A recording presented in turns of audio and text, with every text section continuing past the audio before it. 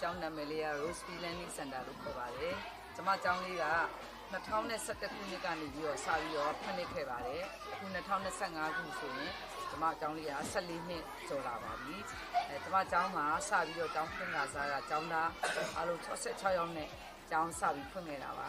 အခုဒီ2025ဒီနှစ်ထိကို